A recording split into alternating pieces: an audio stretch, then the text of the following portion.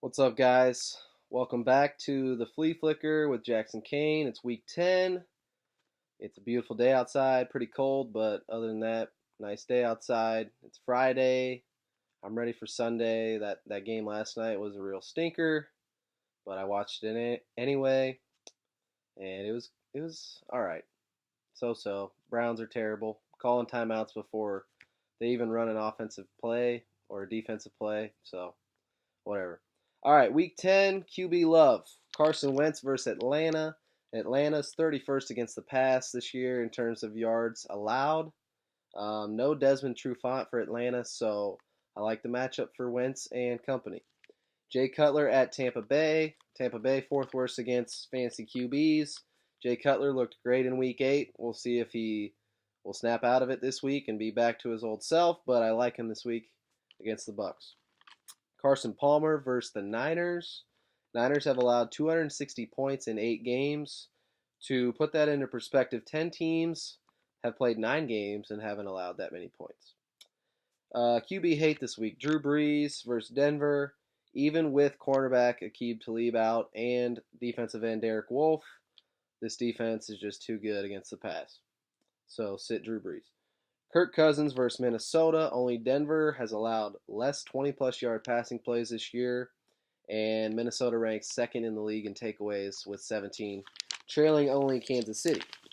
Blake Bortles versus Houston. Houston fourth best against fantasy QBs and have allowed just 6 passing TDs total on the season. All right, moving on. Wide receiver love this week. Mike Evans versus Chicago. I see this being a high-scoring game. Chicago is worst against fantasy QB or wide receivers, and they're allowing over 26 fantasy points to the position this year. Jordan Matthews versus the Falcons. Falcons have allowed the most receptions by wideouts this year, 140, and they have allowed the second most receiving yards. So, like Jordan Matthews. Larry Fitzgerald versus the Niners. John Brown, he's been dealing with a hamstring problem. So Fitz could see a big workload. Plus, the Niners have given up a league-leading 15 touchdowns to wideouts this year. Wide receiver hate, Brandon Cooks versus Denver. Like I said, Broncos are legit. Just sit Cooks. Allen Robinson versus Houston. Just 88 receptions and 4 TDs allowed to wideouts this year by the Texans.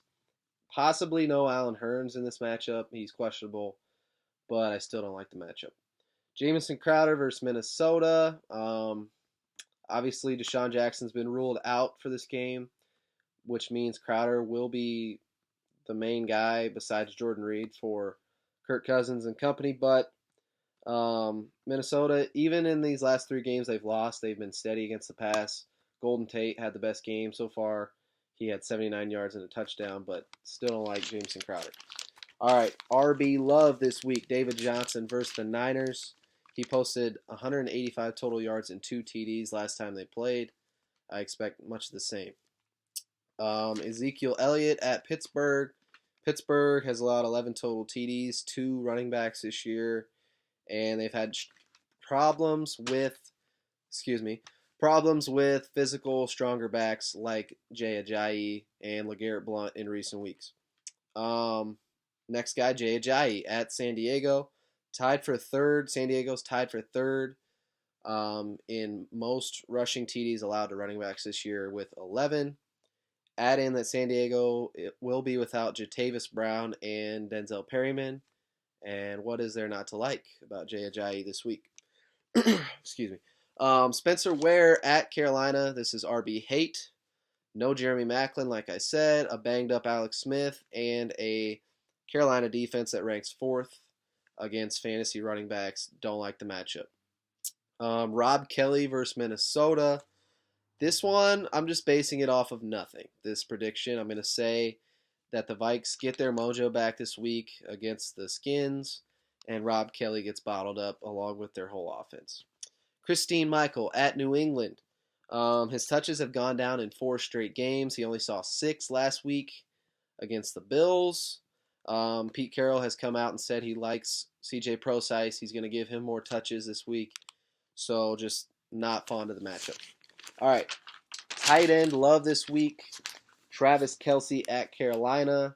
Carolina ranks third worst against fantasy tight ends, and like I said, Jeremy Maclin not playing.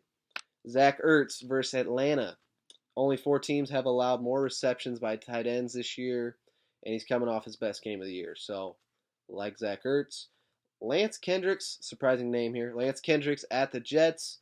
Jets ninth worst against fantasy tight ends. Also, Kendricks is worth a stream this week against the terrible Jets passing defense. Tight end hate this week. Vance McDonald at Arizona. Arizona has allowed just 22 receptions by the position. Also, just 196 yards and an average of 2 fantasy points to tight ends. Julius Thomas versus Houston. Thomas has not caught 4 balls since week 2. That's very troublesome for Thomas owners, and Houston is known for their defense against tight ends. Jordan Reed versus Minnesota. As you can see, I don't like Redskins players this week. Just over 5 fantasy points allowed by that defense, 2 tight ends on average, and they've allowed no TDs. All right, moving on to my picks. Chance to dance. So far, I'm 4 for 9 on the year. Got 4 in a row, so I'm feeling good. David Johnson versus San Fran. He had 2 last time they played. Hoping he gets at least 1 this week.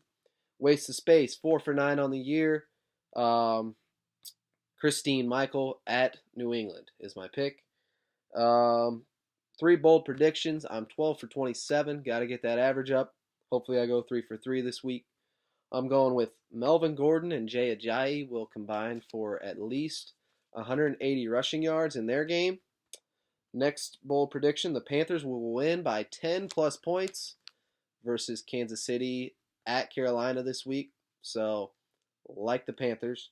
And my last bold prediction, Mike Evans and Alshon Jeffrey will have at least 200 combined receiving yards in their game.